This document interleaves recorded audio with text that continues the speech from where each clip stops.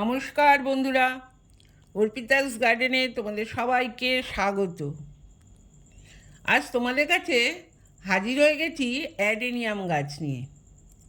এই অ্যাডেনিয়াম গাছ আমাদের মতো বাগানপ্রিয় সমস্ত মানুষের কাছে একটা হলেও আছে।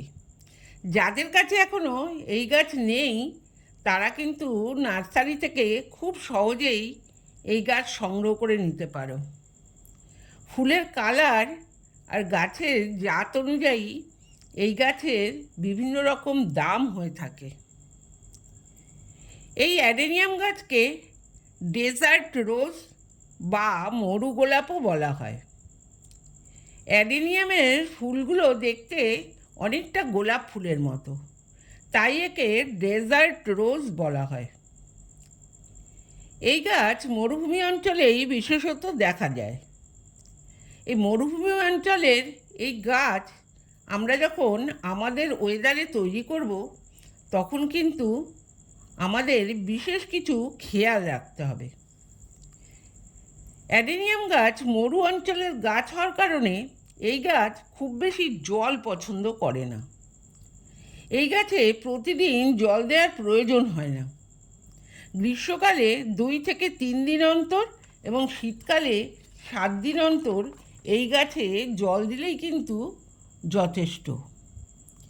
এই গাছে বেশি জল দিলে গাছের গোড়া পচে যেতে পারে, গাছে ফুলও কম আসতে পারে। সেই জন্য এই গাছে আমরা খুব কম জল ব্যবহার করব।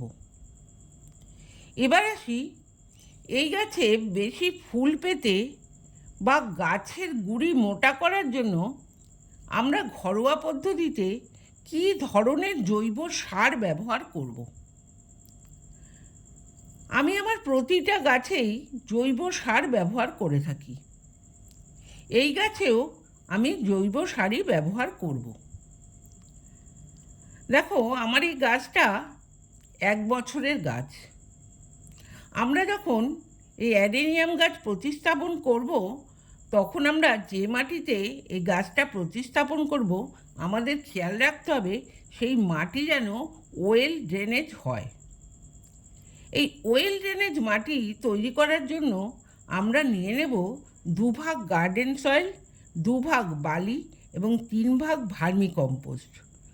আর নেব তার সাথে কিছুটা হাড় গুঁড়ো এবং শিংকুচি। এই 5টা উপকরণ আমরা ভালো করে মিশিয়ে এই অ্যাডেনিয়াম গাছের জন্য মাটি তৈরি করব। এই মাটি তৈরি করে আমরা এই গাছকে প্রতিস্থাপন করব। আমাদের খেয়াল রাখতে হবে এই অ্যাডেনিয়াম গাছে আমরা গোবর সার বেশি ব্যবহার করব না।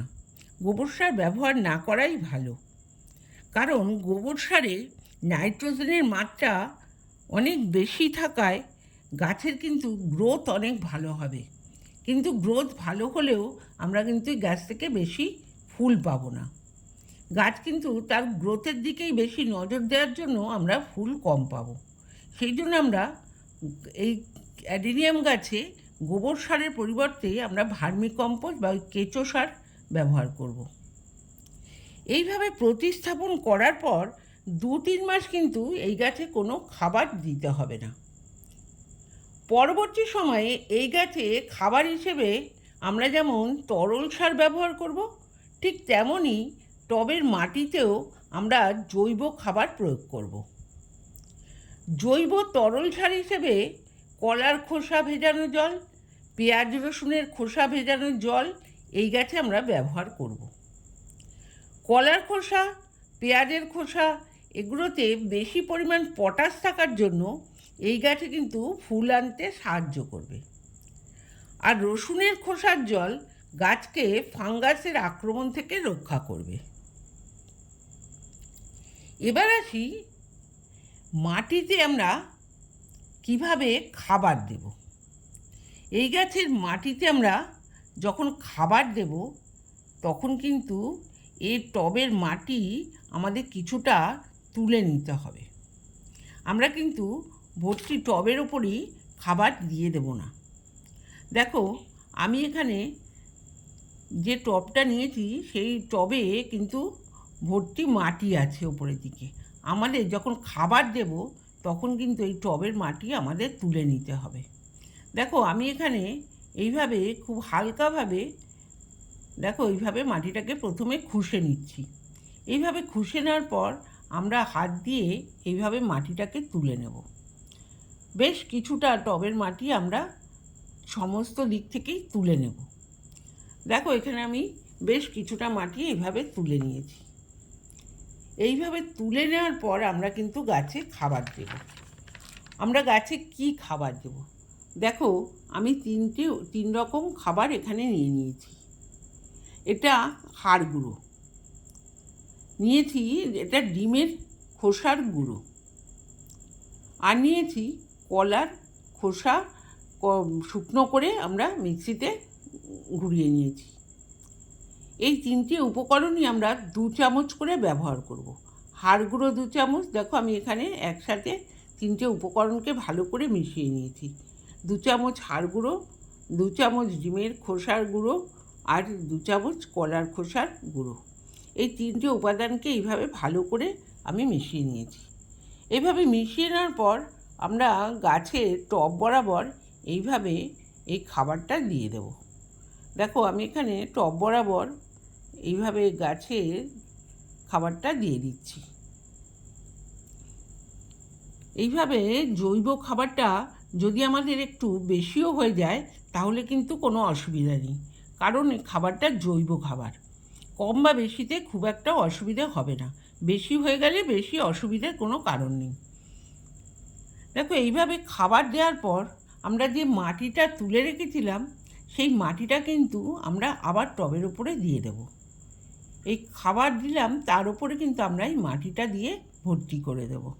দেখো এখানে আমি মাটি দিয়ে টবটা কিন্তু সম্পূর্ণ ভর্তি করে দিয়েছি। এইভাবে মাটি দিয়ে টবটা ভর্তি করে দেওয়ার পর আমরা কিন্তু টবে জল দিয়ে দেব। আমরা টব ভর্তি করে ভালো করে জল দিয়ে দেব। দেখো আমি এখানে টবের জল দিয়ে দিচ্ছি। এইভাবে মাটি দেওয়ার পর টবে কিন্তু জল দিয়ে দিতে হবে। তোমরা ওইভাবে খাবার দেওয়ার পর গাছে যে কোনো সার দেওয়ার পরই আমরা গাছে জল দিয়ে দিই, তোমরাও এইভাবে জল দিয়ে দেবে। আশা করি তো অ্যাডেনিয়াম গাছে আমরা কি ধরনের জৈব খাবার দেব আর কিভাবে সেই খাবার দেব তোমরা বুঝতে পেরেছো। আমার ভিডিওটা আজকে এই পর্যন্তই। আমার ভিডিওটা যদি তোমাদের ভালো লেগে থাকে বা তোমাদের কাছে কার্যকারী বলে মনে হয় তাহলে অবশ্যই একটা লাইক, কমেন্ট, শেয়ার করে দিও। আর তোমরা যদি আমার চ্যানেলে নতুন হয়ে থাকো তাহলে অবশ্যই আমার চ্যানেলটা সাবস্ক্রাইব করে আমার পাশে থেকো। তোমরা সবাই ভালো থেকো, সুস্থ থেকো।